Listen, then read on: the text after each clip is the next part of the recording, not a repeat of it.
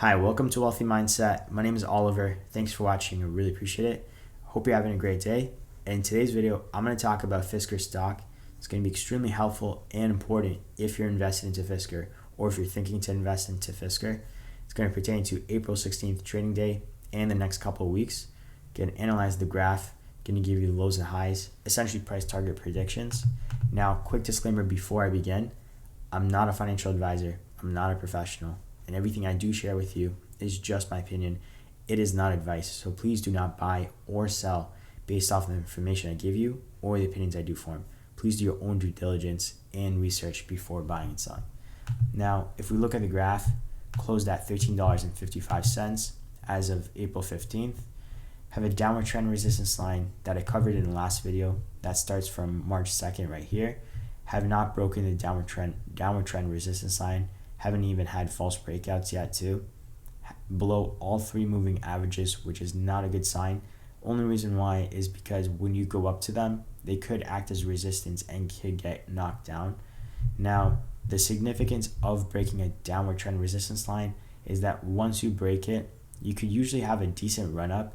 If it's a long downward trend resistance line for like years and years, then when you break it, the run up could be quite massive where it's like at least a year or 6 months, so on and so forth. But either way, another downfall is the MAC line is in the negative. This is a bearish sign. If it was in the positive, it would be bullish. And then also, I thought we were probably going to consolidate in the mid $14 price point. The unfortunate part is, so you can see right here, like if you horizontally go right here, you could just see multiple like bounces off as support, just bounces up to the upside. And this was for pretty much almost 3 months if you counted like a concentrated level right here. The unfortunate part is didn't really do much at that level and just kept on going down to the downside. Now, the reason why I think essentially it's going to go, so I include two horizontal levels right here. This horizontal level in the mid $13 price point. So you can see, for example, like there's clean bounces on this side, plus a clean bounce right here. And then if you look right here, right now where we're at, we bounced off it. Can we bounce again? Yes, we can. But the problem is, so if we bounce again, I don't think we have enough momentum to break this downward trend resistance line yet. And I'm going to explain why. But we would probably hit like mid $14 price point, mid $14 price point. I don't know if I said 13. So $14 price point. So 14.37 if you want to count that, but I would not bank on that being exactly that price point exactly, but around that ballpark. Then it's probably going to get knocked down to a mid $13 price point again, and just keep bouncing back and forth until April 19th, give or take. Now, if it continues to the downside, the reason why I think it's going to go to the downside is if you look at the MAC line in the three month chart, it's negative. But if you look at the five-year chart, so here's the 5-year chart, the MAC line is a pretty steep drop, and it doesn't look like it's curving to the upside. So if it's about to go up, it starts at least curving, crossing over to the positive. It's not even indicating across the positive yet on the 5-year chart. But this is more for the long term, so that's not really a concern too much. But then if you look at the 1-year chart, it looks like it's starting to like slow down to like potentially start going to the upside, but it looks like it's a little bit still trying to go to the negative anyway. And then if you go to the 1 month chart, because we already looked at a 3 month chart, the 1 month chart, it's technically somewhat going sideways. That's why I'm including that bounce up potential to go to the downward trend resistance line.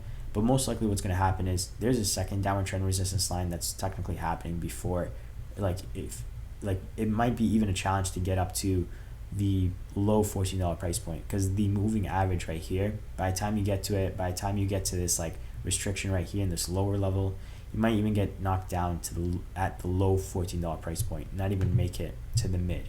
But again, keep in mind, take everything with a grain of salt.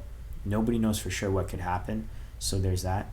Now, if it drops down to the lower level that I'm covering is right here. So if you look at this level right here, it's at $12.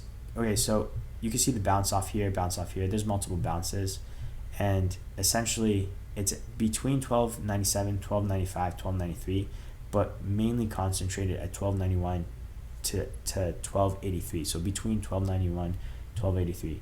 The reason why I state that is because most of the support is between, like, again, like I stated, 1297, 1295, 1293, but a clean 1291, and then I count for false breakout at 1283. So when I looked at it, it was 1283 for the most part. So given all those levels, hopefully that's the lowest it goes, and if it goes to that level, hopefully it breaks out on April 20th. Now if it goes lower, I'll let you know. I'll let you guys know if it breaks this downward trend resistance line, then that's a great sign again, like it'll have a decent run up. And if it continues on the downward trend resistance line and does not break the downward trend resistance line and goes through these support levels, I'll keep you posted if it breaks these levels. Now, if it does break it, just for like a quick summary, then what would happen, and it would go closer to the end of April. So just imagine the downward trend resistance line continuing, and it would just continue towards the end of April. Not exactly the end of April exactly, but ballpark. The next level would be around the low $12 price point, $12.13. Take away the grain of salt, that's not exact because I haven't really necessarily looked at it fully, but $12.13 ballpark. You can see the consolidation right about here for the most part.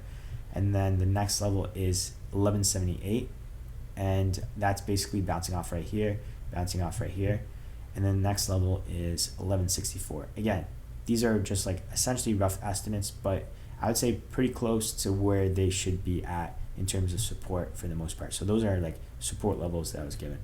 And again, hopefully it just breaks off at one point. And what could happen too, before I let you go, is it could bounce to the upside, go to the low or mid $14 price point, come back down to mid $13.50 price point, or like mid $13 price point, and then go on April 19th and then get knocked down still to $12 price points like I mentioned, and then just keep bouncing back and forth. So there could be like a bunch of bouncing back and forth.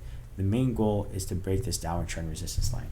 Otherwise, you're just going to keep getting brought down the whole entire time. So hopefully it breaks. I'll keep you posted.